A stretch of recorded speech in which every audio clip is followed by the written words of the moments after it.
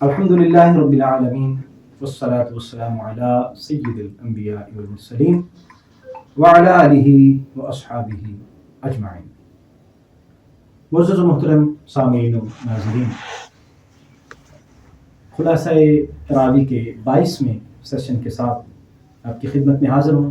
آج ہماری منزل 26واں پارہ ہوگی، سورہ احقاف سے شروع ہوگا اور ذاریات تک پڑھیں گے اور سننے کی سعادت حاصل کریں گے۔ سورہ احقاف اللہ تبارک و تعالیٰ نے قرآن مجید کی حکمت نزول بیان فرمایا۔ اللہ تعالیٰ نے کیوں قرآن کا نازل کیا، یہ حکیم ہے، اللہ جو عزیز و حکیم ہے اس کی طرف سے یہ نازل کیا گیا۔ کائنات کی تخلیق کا اللہ نے ذکر کیا۔ یہ کائنات کی تخلیق اللہ تبارک و تعالیٰ کی قدرت کا حسین شاہکار ہے، اور اس پہ غور و فکر ہمیں اللہ تک جانے میں مدد دیتا ہے۔ اللہ کی قدرت کو، اللہ تبارک و تعالیٰ کی کاریگری کو اور اللہ تبارک و تعالیٰ کے قادر مطلق ہونے کو سمجھنے میں کائنات میں غور و فکر مدد کرتا ہے۔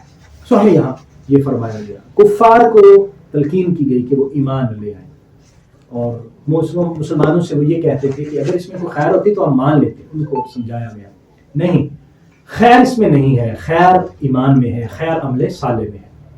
وہ لوگ جنہوں نے ایمان قبول کیا اور استقامت اختیار کی اور اس پر ڈٹ گئے، تکلیفیں، مشکلات، پریشانیاں برداشت کی، لیکن حقیقت کو نہیں چھوڑا، اللہ تبارک و تعالیٰ انہیں خوف اور حزن سے محفوظ رہنے کا مجدہ سنا رہا ہے۔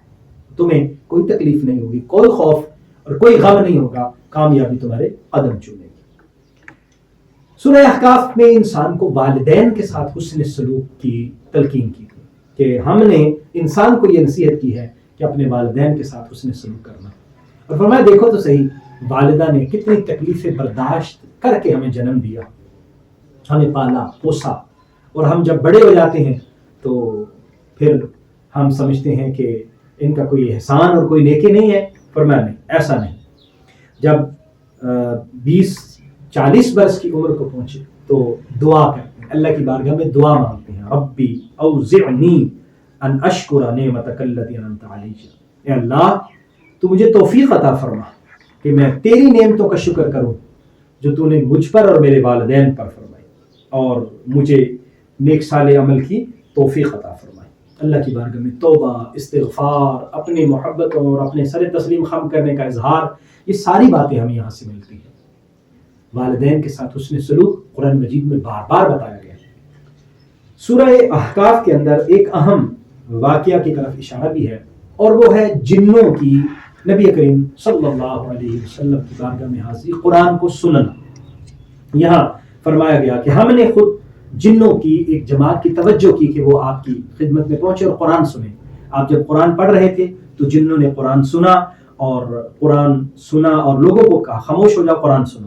قرآن سن کے واپس گئے، اپنی قوم کو انہوں نے دعوت دی، اور پھر حضور صلی اللہ علیہ وسلم کی خدمت میں حاضر ہو کر انہوں نے ایمان قبول کیا۔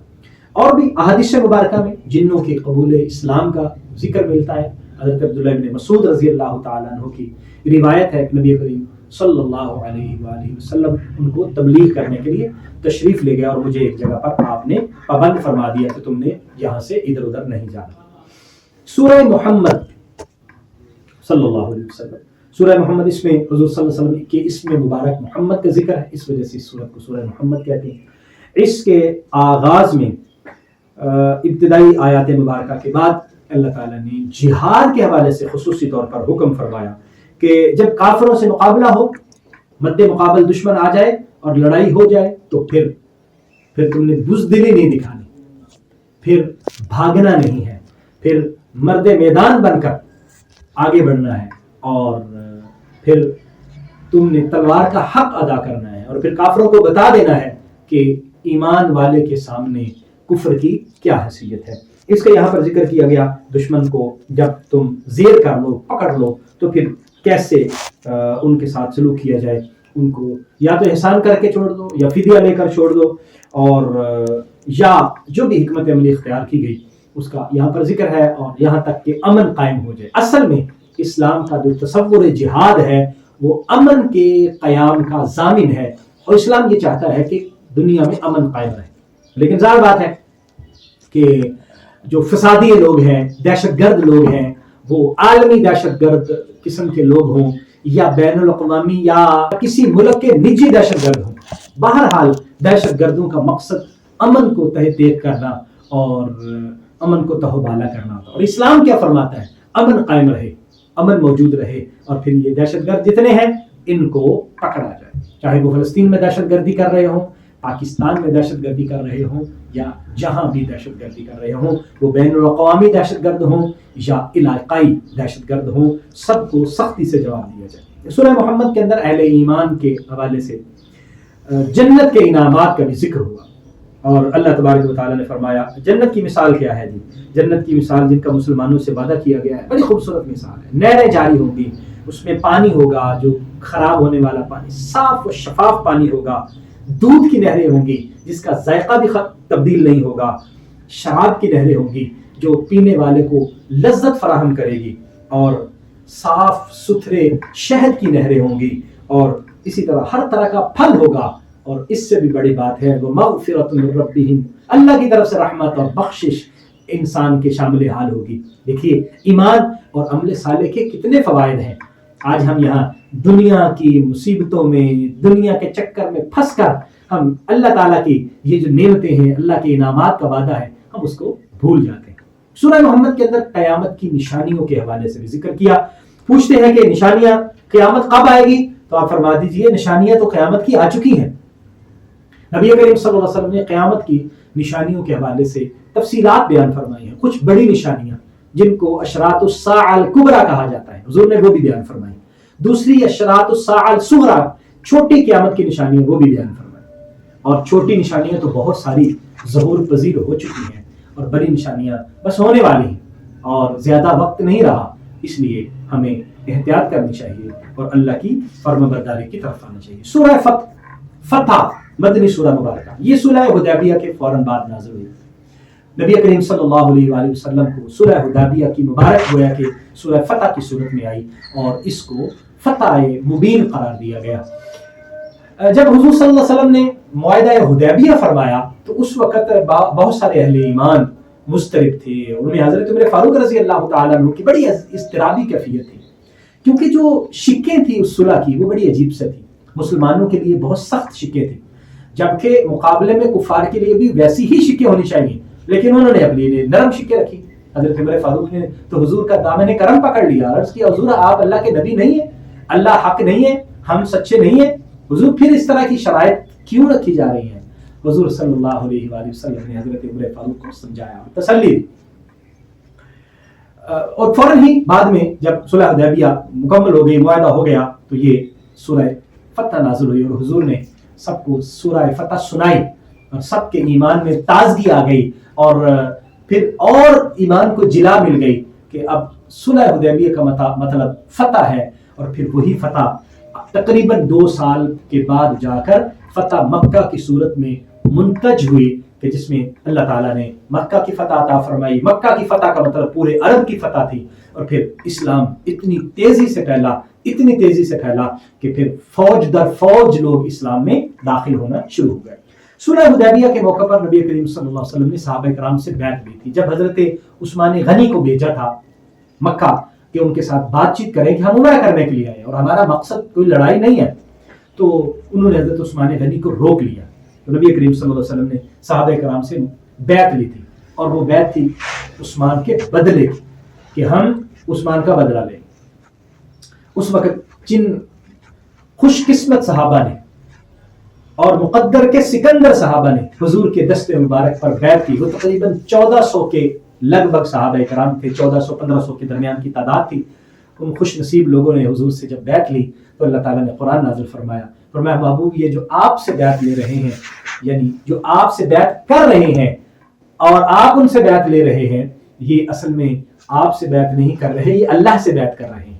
اور حضور کے دست مبارک کو اللہ نے اپنا ہاتھ قرار دیا، اور ید اللہ فوق ایدیہم کہہ کر یہ اعلان کیا کہ میرے نبی کی بات میری بات ہے، میرے نبی کی بیعت میرے بیعت ہے، اور میرے نبی کا کہا ہوا میرا کہا ہوا ہے، اور میرے نبی کا فرمایا ہوا میرا فرمایا ہوا ہے۔ اللہ تبارک و تعالیٰ نے اپنے پیارے نبی کو کیا عظمت و شان اور مقام عطا فرمایا۔ اسی آیت مبارکہ سے پیچھے حضور صلی اللہ علیہ وسلم کو شاہد، مبشر اور نذیر فرمایا، یعنی یہ حضور کی شانیں ہیں۔ انا ارسلناک شاہدا، حضور گواہ ہے، حضور کو مبشر، خوشخبری سنانے والا، اور حضور کو ڈرانے والا، ڈر سنانے والا بنا کر دیا، اور اہل ایمان کو حکم دیا اللہ پر ایمان لاؤ، میرے نبی کی عزت و توقیر کو کبھی بھی ہاتھ سے مت جانے دینا، اور انہی کی عزت اور توقیر کرو، اللہ کی تسبیح کرو، اللہ کی تمہید کرو۔ گویا یہ کامیابی کا نسخہ بتا دیا اس ایک آیت کے اندر، پورے کا پورا مجموعہ۔ اللہ پر ایمان لاؤ، رسول اللہ پر ایمان لاؤ، رسول اللہ کی عظمت و توقیر اور ان کی ناموس اور ناموس رسالت کا خیال رکھو، اور اللہ کی تسبیح ہو، کبریائی بیان کرو۔ گویا کہ یہ فارمولہ ہے انسان کی دائمی کامیابی کا، دنیا اور آخرت دونوں کی کامیابی کا۔ اور یہاں ان خوش نصیب صحابہ کرام کی اللہ تبارک و تعالیٰ نے ان کے متعلق راضی ہونے کا ذکر فرمایا۔ لقد رضی اللہ عن الذین لقد رضی اللہ عن المؤمنین اذ یبایعونک، اللہ ان مومنوں سے راضی ہو گیا جنہوں نے آپ کے ساتھ اس درخت کے نیچے بیعت کی، جس کو بیعت رضوان کہتے ہیں۔ اور یہ وہ خوش نصیب ہیں جن کو اللہ نے ہمیشہ ہمیشہ کے لیے راضی ہونے کا مجدہ سنا دیا۔ گویا یہ خوش نصیب اللہ کی رضا کو حاصل کرنے میں کامیاب ہو گئے، اور اسی لیے ان کو رضی اللہ عنہم کہا جاتا ہے۔ یہ سارے کے سارے وہ خوش نصیب لوگ ہیں، اللہ ان سے راضی ہے اور یہ اللہ سے راضی ہیں۔ یہاں نبی کریم صلی اللہ علیہ وسلم کے صحابہ کی ایک مثال بیان فرمائی گئی۔ محمد رسول اللہ، محمد صلی اللہ علیہ وسلم اللہ کے رسول ہیں، اور جو ان کے ساتھ ہیں ان کی کیفیت کیا ہے؟ فرمایا جو ان کے ساتھ ہیں ان کی کیفیت یہ ہے، اشداء علی الکفار، کافروں کے لیے تو بڑے سخت ہیں، لیکن رحماء بینہم، آپس میں بڑے رحم دل ہیں۔ یہ صحابہ کرام کے باہمی تعلق کی ایک تصویر ہے جو اللہ نے یہاں فرمائی۔ آج طرح طرح کے باتیں سننے کو ملتی ہیں، اور طرح طرح کی لوگوں نے بولیاں بولنا شروع کر دی ہیں، کوئی صحابہ، کوئی اہل بیت کے متعلق نفرتیں اور نعوذ باللہ عجیب عجیب طرح کی باتیں۔ فتنوں کا زمانہ ہے اور فتنے سر چڑھ کے بول رہے ہیں، لیکن ہمیں تو قرآن کو دیکھنا ہے، اور ہمیں پیارے نبی صلی اللہ علیہ وسلم کے فرمان کو دیکھنا ہے۔ قرآن کہتا ہے کہ صحابہ یہ دوسروں کے لیے سخت تھے، آپس میں نرم دل تھے، رحماء بینہم، سراپا رحمت و شفقت تھے۔ تو صحابہ، اہل بیت، جو بھی حضور صلی اللہ علیہ وسلم کے متعلقین ہیں، ان کی یہی تصویر ہمیں قرآن نے دکھائی ہے، یہی تصویر رسول اکرم صلی اللہ علیہ وسلم کے فرمان میں دکھائی ہے۔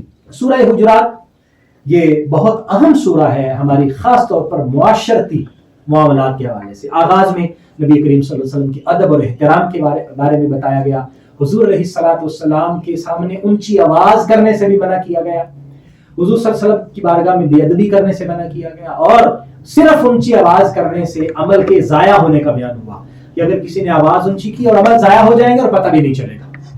ایمان والوں کو حکم دیا گیا کہ سنی سنائی باتوں پر عمل نہ کریں، تحقیق کر لیا کریں، تاکہ ایسا نہ ہو کہ خام خواہ کسی کے بارے میں غلط فہمی کا شکار ہو جائے۔ ایمان والوں کو یہاں یہ بھی حکم دیا گیا کہ اگر دو گروہ آپس میں لڑ پڑے تو ان کی صلح کروائیں، اور ہمیشہ حق کے ساتھ کھڑے رہیں۔ یہ نہیں ہے کہ ایک ہمارا تعلق والا ہے، رشتہ دار ہے، دوست ہے، تو ہم اس کے ساتھ کھڑے رہیں چاہے وہ غلط ہو، نہ، حق کے ساتھ دینے کی ہمیں تلقین فرمائی گئی۔ مومنوں کی اخوت کو یہاں پر بیان کیا گیا کہ اللہ تعالیٰ نے ہر کلمہ گو کو محبت اور اخوت کے رشتے میں پرویا ہے، سو ان کو اس رشتے کا پاس کرنا چاہیے۔ انما المؤمنون اخوہ، یہ خوبصورت رشتہ ہے جو ہمیں آپس میں پرو دیتا ہے اور پیار کے ساتھ جڑنے کی تلقین کرتا ہے، اور ہمیں یوں ایک دوسرے کے ساتھ رہنے کی تلقین کرتا ہے۔ یہ رشتہ اخوت سورہ حجرات میں بیان کیا گیا، اور اہل ایمان کو خاص طور پر مختلف طرح کی جو معاشرتی برائیاں ہیں ان کو ترک کرنے کی تلقین دی۔ کسی کا مذاق اڑانے سے منع کیا گیا، مذاق نہ اڑائیں۔ کسی کا برا نام لینے سے منع کیا گیا ہے، الٹا نام لینے کی پابندی لگائی گئی کہ نہ لیا کریں۔ کسی پر الزام لگانے سے، بہتان لگانے سے منع کیا گیا، اور بدگمانی کرنے سے منع کیا گیا۔ کسی کے بارے میں ایسے انسان بدگمانی ذہن میں پیدا کر لے، اس سے منع فرمایا گیا۔ جاسوسی کرنے سے منع کیا گیا، کسی کی ٹو میں لگے رہنا اور کریدنا کہ وہ کیا کر رہا ہے، کہاں جا رہا ہے، اور غیبت کرنے سے منع کیا گیا۔ اور ایک بہت اہم آیا مبارکہ اس حوالے سے مزید ہمیں بتائی گئی کہ ایمان والو، یہ جو قبائل کی تقسیم اور قوموں کی تقسیم ہے، اس کا مقصد صرف پہچان ہے کہ تم ایک دوسرے کو پہچان سکو، مگر نہ اللہ کی بارگاہ میں بلند وہ ہے جس کا تقوی زیادہ ہے، قرب اللہ کا اس کو ملے گا جس کے تقوی میں برکتیں آتی جائیں گی اور تقوی بڑھتا جائے گا۔ سو اللہ کی بارگاہ میں مقام اور مرتبے کی بنیاد تقوی ہے، خاندانی اور علاقائی شہرت نہیں ہے، نسب نہیں ہے، حسب نہیں ہے، بلکہ تقوی اور عمل ہے، اور اسی کی نبی کریم صلی اللہ علیہ وآلہ وسلم نے تلقین فرمائی۔ سورہ قاف کے اندر خاص طور پر کفار کو یہ بات سمجھائی گئی کہ تم یہ سمجھتے ہو کہ دوبارہ کب زندہ ہونا ہے، اور اللہ تبارک و تعالیٰ زندہ کیے جانے پر قادر۔ آج آنکھیں کھول لو، ورنہ کل آنکھیں کھلیں گی تو پھر واپسی کا کوئی رستہ نہیں ہوگا، اس لیے آج آنکھیں کھول لو۔ اور سکرۃ الموت کا ذرا ذکر کیا گیا کہ موت برحق ہے، موت کی آمد برحق ہے، اور اس نے آ کے رہنا ہے، اور یہ اہل ایمان کو بار بار تلقین کی گئی۔ سورہ زاریات کے اندر بھی اللہ تبارک و تعالیٰ نے قیامت کا ذکر کیا، اور اللہ نے اپنے وعدے کا ذکر کیا کہ یہ ہو کر رہے گا اور اس میں ضرور ضرور ہونا ہے۔ اللہ تبارک و تعالیٰ ہمیں رمضان المبارک کی ان بابرکت ساعتوں میں قرآن کی ان خوبصورت تعلیمات کو اپنے دل میں بٹھانے کی توفیق عطا فرمائے اور ان پر عمل کرنے کی سعادت نصیب فرمائے، آمین۔ بہت شکریہ۔ کل اگلے خلاصہ تراویح کے ساتھ آپ کی خدمت میں حاضر ہوں گا۔ اجازت دیجیے، السلام علیکم ورحمۃ اللہ وبرکاتہ۔